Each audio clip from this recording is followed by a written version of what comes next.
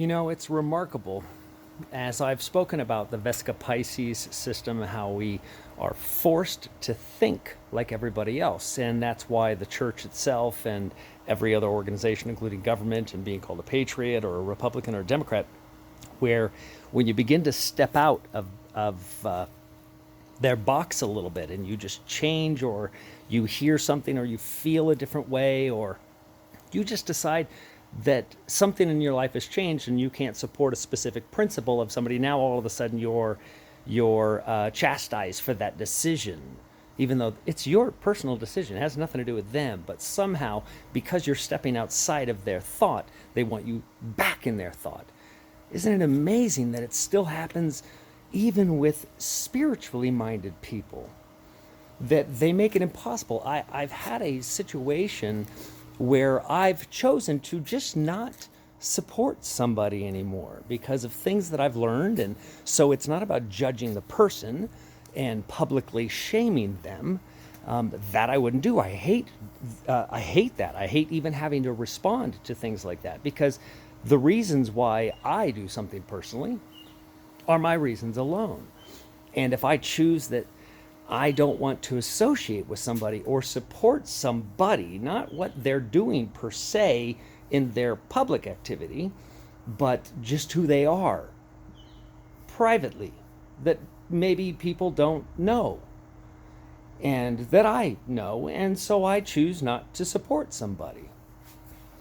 Now, I do that because that's the path that does the least amount of harm. It does the least amount of harm because if there are other people that know, for instance, you have friends, would you want to disassociate with a friend?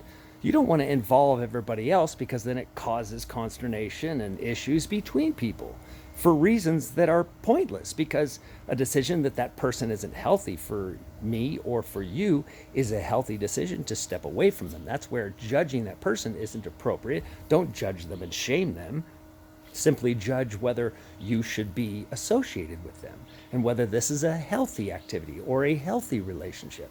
And so that decision I make. I get to make those decisions in my life. Thank goodness. It's the crazy thing, but those decisions seem to be forbidden, because then everybody wants to know why. Well, that's why a quiet exit is the best way.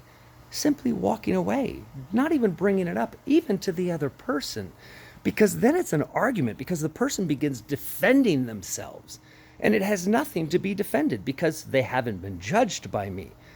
I've judged my situation, whether they are healthy for me. I haven't judged them. I haven't told them, stop doing what you're doing. I don't like what you're doing. No, I simply don't support them because I don't like what they're doing. Personally, that's a personal decision I get to make. And if you like the fact that you also get to make those decisions for you, well, then you would respect my ability to make such a decision. And you would guard that with a great deal of fervor, because it's guarding your own right as well.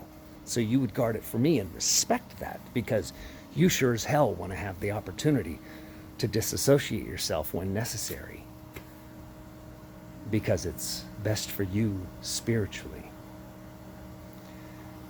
So it's remarkable that people would then try to involve others. And I call this the puppy syndrome. Okay, so when I'm trying to train my puppy, and my puppy does something wrong, and I go, hey, and he flies around the corner behind the table and behind the legs of somebody that's living with me.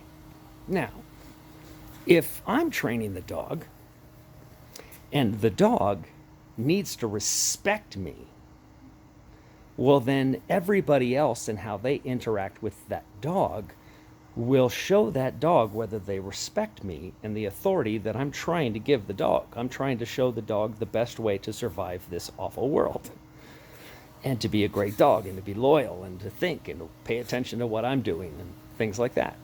So when that puppy runs behind somebody else's legs, it's because they know that they have to face the piper. So they run around somebody else's legs. Well, that's just guilt. Running, I said, hey, he knew what he did wrong, and that's why he ran. So he ran and he hit. So he's looking for support from others to join his resistance of being let go. Now, that is a personal issue for that person, that they feel they've lost something, yet they'll act like they haven't lost anything. They'll say they haven't lost anything, but their actions will dictate that they've lost something because they're so desperately trying to get people to see their position. And so it becomes a woe is me. It becomes a join me in my thought. It becomes join me in disliking that person because I do now and I need somebody else to hate them. It's remarkable.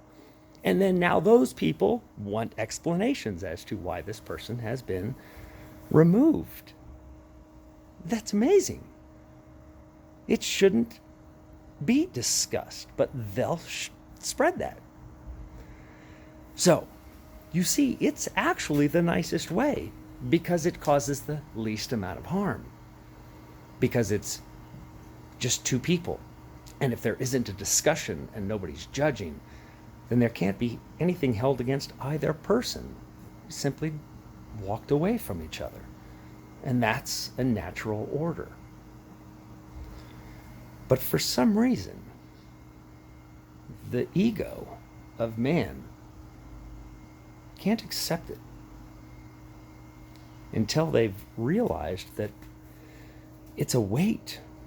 It's a weight they can't afford to hang on to. So, I don't publicly shame people, but I will unassociate myself, and I reserve that right.